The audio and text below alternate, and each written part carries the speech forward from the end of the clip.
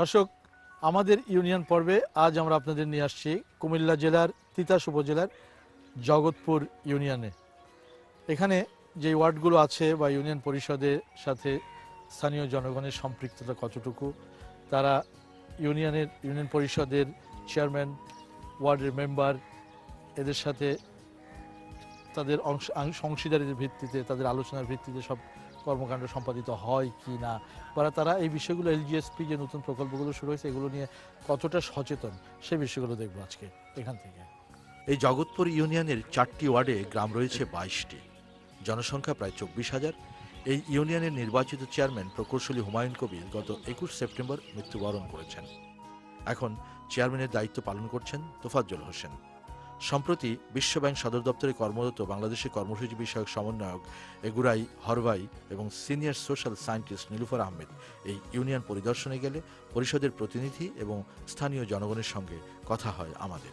ওনারা যে দুজন বসে আছেন, ওনাদের তো আপনারা চেনেন নিশ্চয়ই, সবাই চেনেন না? উনি হচ্ছেন বাংলাদেশি একজন, কিন্তু বিশ্ব ব্যাংকে কাজ করে। ওয়াশিংটন ডিসিতে বিশ্ব ব্যাংকের হেডকোয়ার্টারে, ওয়ার্ল্ড ব্যাংকের হেডকোয়ার্টারে বসেন, আমাদের বাংলাদেশ চ্যাপ্টার উনি দেখাশোনা করেন। আর ওনার সাথে যিনি আছেন উনিও বিশ্ব ব্যাংকের হেডকোয়ার্টারে বসেন। উনি একজন হাঙ্গেরিয়ান, হাঙ্গেরি বলে একটা দেশ আছে, ওই দেশের আমাদের এই চ্যাপ্টারটা দেখেন, মানে বাংলাদেশের উন্নয়নমূলক কাজে। আপনি কি একজন ওয়ার্ড মেম্বার? জি। কি কাজটা হাতে নিয়েছেন একটু বলেন আমাদেরকে, কি করেছেন গত বছর? গত বছর আমরা যে জগৎপুর বাজার হয়েছে, জগৎপুর মানব কল্যাণ ফাউন্ডেশন পর্যন্ত আমাদের একটা এনজিওতে কাজ হচ্ছে, আর এনজিওতে বাতানি বাড়ি পর্যন্ত কাজ হচ্ছে। এটা 95,000 টাকার মতো গেছে। আর এটা জগৎপুর বাজার থেকে উজ্জয়নী পর্যন্ত একটা কাজ হচ্ছে। এটা হলো ওই কাবিক্ষা আর ওই 24 দিনের যে কর্মসূচি, ওটা মিলাই আমরা প্রায় 7 কিলোমিটার রাস্তা সব মিলাই আমি রাস্তাটা করেছি। আর বর্ষাতে কিছু হয়তো ভেঙে গেছে, এটা আমি চেষ্টা করবো ঠিক করার জন্য। জগৎপুর ইউনিয়নে কৃষি জমি রয়েছে 1549 হেক্টর।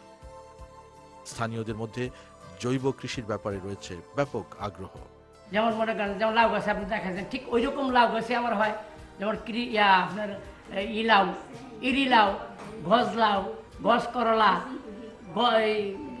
বারোমাতি, অনেক তরকারি আমার বুঝলেন। যেমন কুমড়া, যে আপনার এই ইয়াটা আমি দেখার পর আমি নিজেই বাড়িতে শুরু করি।